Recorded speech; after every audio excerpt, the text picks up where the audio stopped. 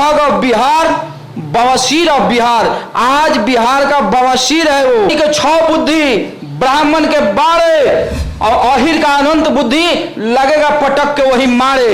ये 2 नालायक पुत्र जो दिए हैं हिंदुस्तान, 2 नालायक पुत्र रुपए के लिए एटीएम के बाहर, बैंक के बाहर लाइन में खड़ा कर दिया। एक वो, और दूसरा ये जो पतलकार है आपका है ठग ऑफ बिहार, बवासीर ऑफ बिहार। इसको भी आप देखिए, जिस बेटे का कमाई महीने का 10 लाख प्लस होगा, उसकी माँ एक झोपड़ी, और झोपड़ी देखिए ब्रांडिंग करता है ये लड़का। झोपड़ी भी नई नहीं है, नया झोपड़ी अभी उसका बना है, मतलब इतना ही कमा पाया है कि झोपड़ी नया बनाया।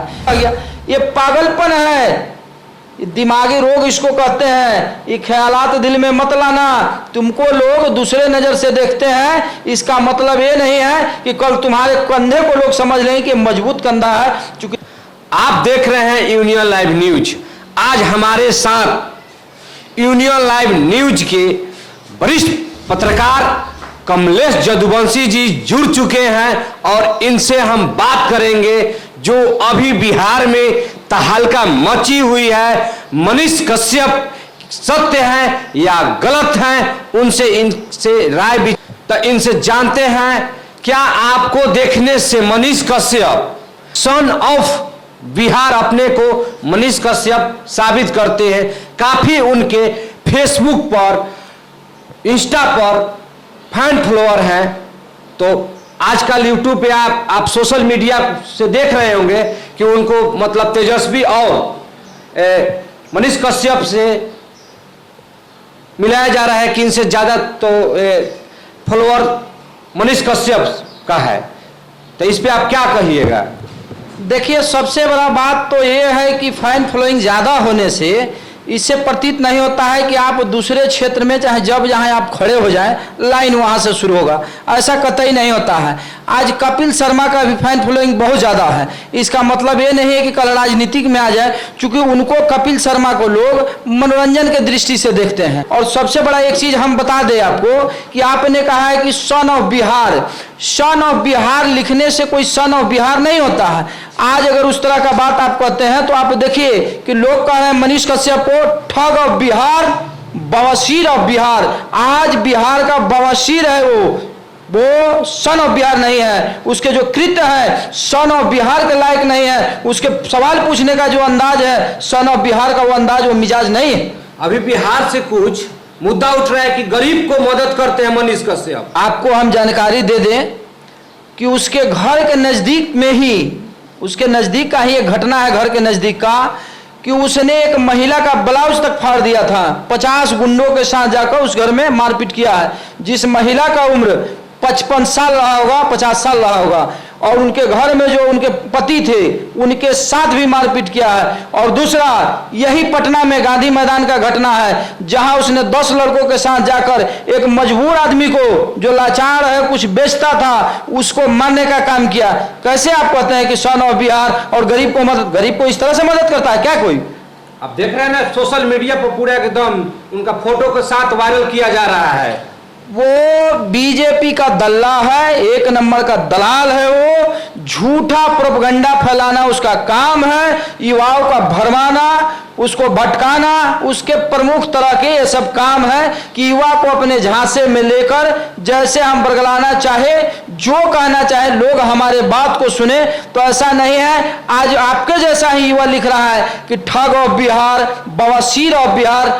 इसके मायने आप बताएं। अभी कुछ मतलब अभी भी लिखा जा रहा है कि जितने आरजेडी सपोर्टर हैं वो ठग ऑफ बिहार और बवासीर ऑफ बिहार लिख रहे हैं। देखिए, आज जितना आदमी सच्चाई लिख रहा है तो आप लोग भ्रमित हो रहे हैं कि आरजेडी का लोग लिख रहा है। एक बात बताइए, आरजेडी आज तेजस्वी यादव जी को जो टारगेट कर रहा है मनीष कश्यप, तो आप एक चीज बताइए कि तेजस्वी यादव क्या चलते रास्ते वो जो है उन्होंने चुनाव जीता है? कि उनके अपने कर्म थे, लोगों का उनके प्रति विश्वास रहा है। वोट से चुनाव जो होता है एक एक मत से, और उसकी काउंटिंग होती है, और काउंटिंग में उसका ज्यादा जो उनके साथ में होंगे विपक्ष दल के लोग, उनसे ज्यादा उनको वोट मिला होगा तभी वो जीते होंगे। तो उनके साथ करोड़ों युवाओं का, करोड़ों युवाओं का, बुजुर्गों का, सभी लोगों का उनके साथ लगाव है, उनके प्रति स्नेह है, जिसके चलते, जिसके कारण आज तेजस्वी यादव अभी बिहार में लगभग मनीष कश्यप पर एफआईआर लगभग 7 दिन से भी ज्यादा, 1 हफ्ता भी बीत गया, अभी तक मनीष कश्यप पर कोई कार्रवाई नहीं हुई। इस पर आप क्या कहिएगा? देखिए, एक चीज हम कहना चाहेंगे कि बहुत सुंदर एक नज्म हमें याद आया है कि हर फैसला होता नहीं सिक्का उछाल के। ध्यान दीजिए कि हर फैसला होता नहीं सिक्का उछाल के, ये दिल का मामला है जरा देखभाल के। मोबाइलों के दौड़ के आशिकों को क्या पता, रखते थे कैसे हम खत में दिल निकाल के। तो आज मोबाइल का दौड़ है, जहां कुछ अनाप शनाप किसी को जरा सा कुछ मिला तो कमाई के चक्कर में कुछ चीज प्रोपेगेंडा को जो है बढ़ाने में लोग पीछे नहीं रह रहे हैं। आप एक चीज को याद कीजिए, आज उसके ऊपर जो एफआईआर हो रहे हैं, क्या सब एफआईआर करने में आरजेडी का ही हाथ? इतने जो एफआईआर हुए हैं उसमें आप देखिए, उसने अपने ट्विटर हैंडल पे लिखा है कि हमारा गिरफ्तारी हो चुका है और बिहार के लोगों के लिए हम एक गिरफ्तारी दे रहे हैं। बिहार के लोगों के लिए तुम गिरफ्तारी लोगे? तुम्हारा औकात क्या है? तुम्हारी बिसात क्या है? तुम जो ये बात लिखते हो, लोग को भरमाने का काम करते हो, ये भरमाना छोड़ दो। लोग जाग गए हैं, लोग समझ गए हैं तुम्हारे बातों को, तुम कहना क्या चाहते हो और तुम्हारी मानसिकता क्या है, तुम्हारा मनोवृत्ति क्या है। तुम पत्रकार जैसे दिखते नहीं हो। अगर तुम्हारे अंदर जरा सा भी विचार होता, विवेक होता, तो तुम्हारे बाप ने, तुम्हारे पिता ने, तुम्हारे माँ ने तुम्हें इंजीनियरिंग कॉलेज में एडमिशन करवाया था कि कहीं बड़े कंपनी में तुम इंजीनियर होते तो ये विवाद नहीं होता, ये मामला नहीं होता, ये माजरा नहीं होता। और तुम जो गए थे तमिलनाडु किससे सवाल किए? सड़क पे चलता एक आदमी का इंटरव्यू लेते हो, एक आदमी से बात करते हो और कहते हो कि यहाँ सब ठीक है। दूसरे तरफ दिखाते हो कि वहां मजदूरों को मारा जा रहा है। लॉजिक समझिए, एक क्रोनोलॉजी है उसका, इसको समझना होगा। एक तरफ उसने कहा कि तेजस्वी जी जेल से आने के बाद मैं ये उंगली दिखाकर 180 दिन में आपका सरकार गिरा दूंगा। तुम सरकार गिराओगे? तुम्हारी औकात है, बिसात है तुम्हारी? आरजेडी का सरकार गिरा दोगे, चाहे किसी का सरकार? सवाल ही नहीं उठता है। तो पहले इस बात को समझना होगा। और दूसरे तरफ फेसबुक पे और उसके यूट्यूब चैनल पे आता है कि यादव जाति के लोग कहीं भी कोई मामला होता है तो फरियाने का क्षमता रखते हैं, क्योंकि कृष्ण के वंशज हैं। कृष्ण के वंशज है, 2 बार रिप्लाई होता है। एक तरफ जातिवाद नहीं करना है, दूसरे तरफ तुम अगर कहते हो कि यादव जो है कृष्ण के वंशज है, तो क्या यान पड़ा जो तुमने इस बात को कहा है? तो सबसे पहले समझिए कि इसका काम है लोगों को भरमाना, दिग्भ्रमित करना और अलूल जलूल चीज दिखाना। सही सवाल का सही जवाब कहाँ मिलेगा, मेरे सवाल का जवाब कौन देगा, उससे पूछना वो नहीं जानता। अगर हम ये कहना चाहते हैं, अगर तुम जायज हो, तुमने गलत नहीं किया है, तो तुमको बिल्कुल सरेंडर करना चाहिए, सामने आना चाहिए। और ये क्या बात हुआ, हर 2 घंटा पे तुम्हारा लोकेशन चेंज हो रहा है, भागे भागे फिर रहे हो, तुम्हारे अकाउंट को फ्रीज करना पड़ा है। आप जिस चीज का जिक्र कर रहे हैं, पुलिस वालों ने भी एफआईआर दर्ज किया है। और दूसरे तरफ कहता है कि तेजस्वी जी की पुलिस, ये चुतियापा का हद है। तेजस्वी यादव की पुलिस नहीं है, पुलिस अभी जो है माननीय सीएम जो है नीतीश कुमार, उनके अधीन में आता है आपका बिहार पुलिस। और ये कहता है कि तेजस्वी का पुलिस। क्या कहना चाहते हो, क्या टारगेट करो? तेजस्वी का जो सपोर्टर है वो हम कह देना चाहते हैं। पत्रकार महोदय, मेरे बात को वहां भी पहुंचे तो पहुंचाइए। किसी ने लिखा है और कहा है कि छतरी के 6 बुद्धि, ब्राह्मण के 12 और अहिर का अनंत बुद्धि, लगेगा पटक के वही मारे। ये जातिवाद करना बंद करो। लालू यादव एक ऐसा पर्सन है जिसने गरीब गुरबा को, अति पिछड़ा को बोलने का, आवाज का देने का काम किया है। हक और हुकूक की लड़ाई में अगर सबसे बड़ा किसी का योगदान है तो लालू यादव का है। 1990 से पहले का दशक आप याद कीजिए। 1990 से पहले देश में क्या होता था? अग्री जाति के लोगों के सामने पिछड़ी जाति के लोग खड़े नहीं हो पाते थे। आप जो है उनका जी हजूरी करते थे, मालिक कहकर बोलना पड़ता था। ये कौन सा वर्षन था, कौन सा शब्द था भाई? मालिक क्यों कहेगा कोई? तुम भी इंसान हो, ये भी इंसान है, आदमी तुम भी हो, आदमी हम भी हैं। इस तरह का नहीं होना चाहिए कि आदमी से आदमी जिस दिन डरने लगे, आदमी से आदमी को देखकर जब भय हो, तो समझिए कि देश हित में गलत हो रहा है। किसी ने लिखा था कि आदमी को जान से मारे है आदमी, आदमी को देख के भागे है आदमी, आदमी के जान से मारे है आदमी, आदमी की रक्षा करे है आदमी। ये सब जगह आदमी भी होता है, लेकिन आप किसका गुणगान करेंगे? जो आदमी को बचाने का काम करता है उसका गुणगान हो।